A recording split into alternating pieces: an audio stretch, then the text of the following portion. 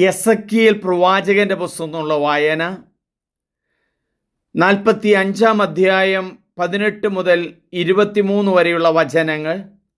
ഭാഗം 2. തിരുനാളുകൾ. പെസഹ തിരുനാൾ.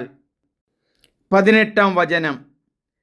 ദൈവമായ കർത്താവ് അരുളിച്ചെയ്യുന്നു, 1-ാം മാസം 1-ാം ദിവസം ഊനമറ്റ ഒരു കാളക്കുട്ടിയെ കൊണ്ടുവന്ന് വിശുദ്ധ സ്ഥലം വിശുദ്ധീകരിക്കണം.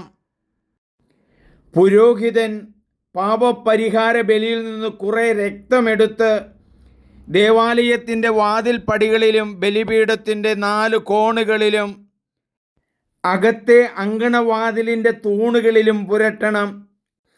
അശ്രദ്ധയോ അജ്ഞതയോ മൂലം പാപം ചെയ്തവനു വേണ്ടി മാസത്തിൽ 7-ാം ദിവസം ഇതുതന്നെ ചെയ്യണം. അങ്ങനെ ദേവാലയത്തിനു വേണ്ടി പ്രായശ്ചിത്തം ചെയ്യണം. 1-ാം മാസം 14-ാം ദിവസം നിങ്ങൾ പെസഹ തിരുനാൾ ആഘോഷിക്കണം. 7 ദിവസം പുളിപ്പില്ലാത്ത അപ്പമേ ഭക്ഷിക്കാവൂ. അന്ന് രാജാവ് തനിക്കും ദേശത്തിലെ എല്ലാവർക്കും വേണ്ടി പാപപരിഹാര ബലിക്കായി ഒരു കാളക്കുട്ടിയെ കൊടുക്കണം.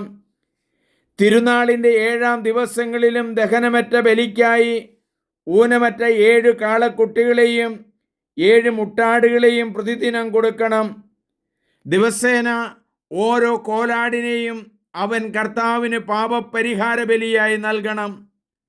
ഓരോ കാളയ്ക്കും ഓരോ മുട്ടാടിനും ഓരോ എഫാ ധാന്യവും ഓരോ എഫായ്ക്കും ഓരോ ഹിൻ എണ്ണയും കൊടുക്കണം. 7-ാം ദിവസം 15-ാം ദിവസം തിരുനാളിൻ്റെ 7 ദിവസങ്ങളിലും പാപപരിഹാര ബലിക്കും ദഹനബലിക്കും അവയ്ക്കുള്ള ധാന്യത്തിനും എണ്ണയ്ക്കും ഇതേ ക്രമം തന്നെ അവൻ പാലിക്കണം. നമുക്ക് പ്രാർത്ഥിക്കാം. ദൈവമേ, യെസക്കിയേൽ പ്രവാചകനിൻ്റെ പുസ്തകം 45-ാം അധ്യായത്തിൽ 18 മുതൽ 23 വരെയുള്ള വചനങ്ങളിൽ ഏതു തരത്തിലുള്ള ബലിയർപ്പണങ്ങളാണ് തിരുനാൾ ദിവസം നടത്തേണ്ടതെന്ന് പ്രവാചകൻ പറയുന്നുണ്ടല്ലോ. ഈജിപ്തിൻ്റെ അടിമത്തിൽ നിന്നും മോചനം പ്രാപിച്ച ദിവസം പെസഹ തിരുനാളിന് തുടക്കമായല്ലോ.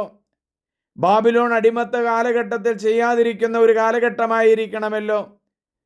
ദൈവമേ, മോശയിലൂടെ തുടങ്ങി ആ പെസഹ തിരുനാൾ ഇന്നും സഭകളിൽ നടത്തുന്നല്ലോ. അതൊരു കടന്നു പോകേണ്ട ദിവസമായി മാറട്ടെ. പാപത്തിൻ്റെയും തിന്മയുടെയും കടന്നുപോകലായി മാറട്ടെ.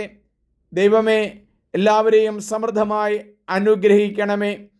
ദൈവത്തിൻ്റെ വചനത്താൽ ഞങ്ങൾ നിറയട്ടെ. ദൈവത്തിൻ്റെ ആത്മാവിനാൽ ഞങ്ങൾ പൂരിതരാകട്ടെ. ദൈവമേ നന്ദി, ദൈവമേ നന്ദി. ആമേൻ. സ്നേഹമുള്ളവരെ, നിങ്ങളെല്ലാവരും ഇത് സബ്സ്ക്രൈബ് ചെയ്യണം, ഷെയർ ചെയ്യണം. എൻ്റെ പേര് സണ്ണി പുൽപ്പറമ്പിൽ. ദൈവം നിങ്ങളെ അനുഗ്രഹിക്കുന്നു. പെസഹ തിരുനാളിനായി ഒരുങ്ങാം.